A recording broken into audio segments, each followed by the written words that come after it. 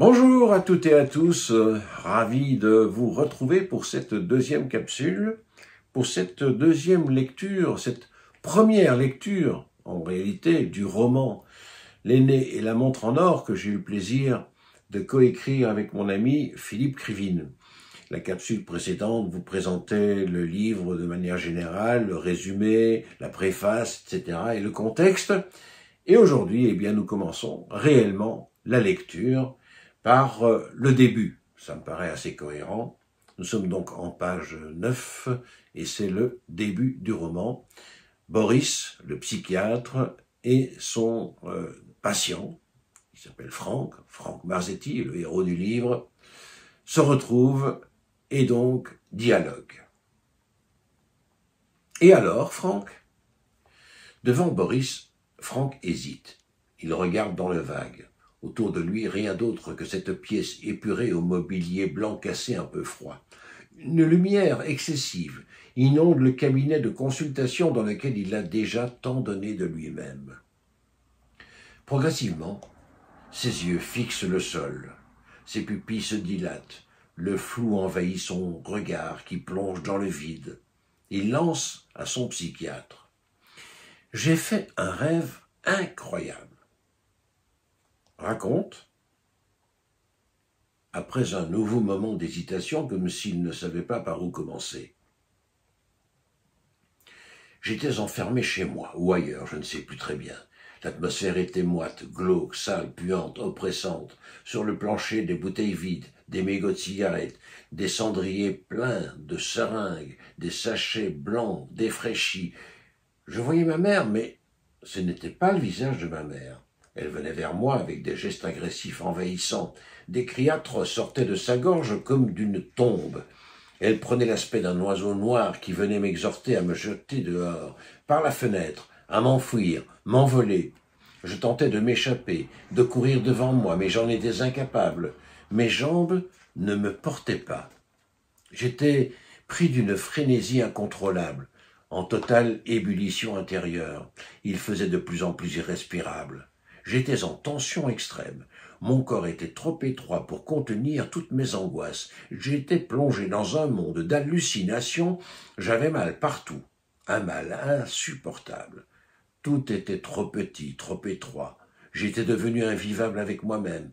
Je voulais en finir. Je voulais me réveiller, mais je n'y arrivais pas. Je savais que quelque chose allait se passer pour mettre fin à ces souffrances qui ne faisaient que s'amplifier. Tout mon corps tremblait, de plus en plus agité. J'étais pris de convulsions, de transe. L'air commençait à manquer et je voyais cette fenêtre fermée mais lumineuse. Cette lumière aveuglante que je pouvais à peine regarder tant elle me brûlait les yeux. J'étouffais. Partout autour de moi, je ne voyais que du flou, des silhouettes sombres, sans vie. Pas le moindre espoir d'apaisement. Des moments pénibles me revenaient en mémoire, des moments vécus dans la douleur. Je ne pouvais pas fixer d'image précise, rien que des sensations de déchirement, de blessures à vif. Le sang ne coulait pas dans mes plaies et ne circulait plus dans mon corps. Je me métamorphosais en bois mort, insensible au toucher. Et toujours, ces souffrances de plus en plus fortes à l'intérieur de moi-même, qui ne voulaient pas sortir. J'aurais voulu crier, hurler, mais ma gorge ne répondait pas. J'aurais voulu fuir, courir, m'échapper, mais mes jambes ne me portaient plus. Je ne pouvais même pas ramper. Mes membres étaient figés, ma respiration saccadée, j'étouffais, et toujours cette lumière intense qui inondait ma vue, cette fenêtre toujours fermée. Franck s'arrêta brusquement, essoufflé. Son front ruisselait de transpiration. Le psy restait silencieux. Il attendait la suite, serein. Il adressa à Franck un regard affectueux, complice, rassurant. Franck reprit son souffle et son récit. À ce moment-là, je n'avais plus qu'une obsession, me jeter dehors. Mais impossible, j'étais prisonnier de mon cauchemar. Je n'avais pas la force de m'en sortir, d'ouvrir ni de briser la vitre pour me sauver.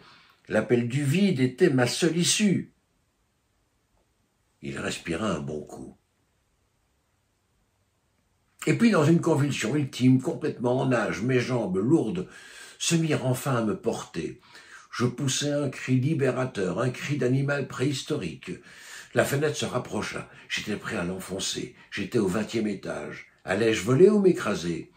Dans un dernier sursaut, je me lançai. Et juste avant de sauter, un visage d'ange apparut, un reflet dans la vitre, un regard sublime, une femme comme je n'en avais jamais rêvé. Est-ce cette vision qui m'a réveillé, qui m'a délivré? Et quelle a été votre première pensée en vous réveillant? J'ai pensé à ma mère. C'est tout. J'ai ouvert les yeux. Elle me regardait fixement. Dans son regard se lisait un amour infini.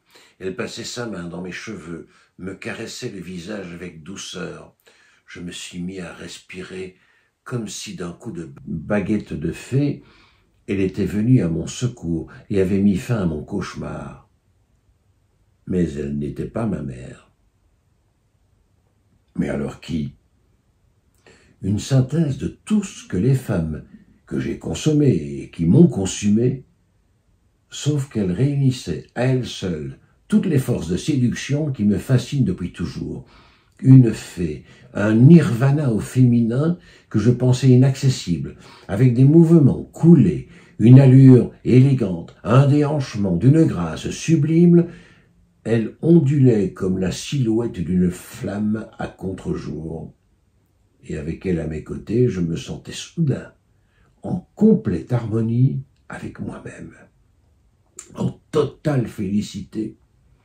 Je crois que je l'aime à mourir. Mais qui? Elle. Mais qui, elle? À suivre. Toutes les informations, bien sûr, vous les trouverez sur le site internet de l'éditeur Chronica. Et si vous voulez d'emblée acheter le livre, bien sûr, allez dans les bonnes librairies, commandez-le s'il n'est plus présent. Et puis sinon, eh bien, vous allez le commander à distance sur le site de Chronica. Voilà, on se retrouve pour une 3e capsule et une autre lecture très très bientôt. Merci et à très vite.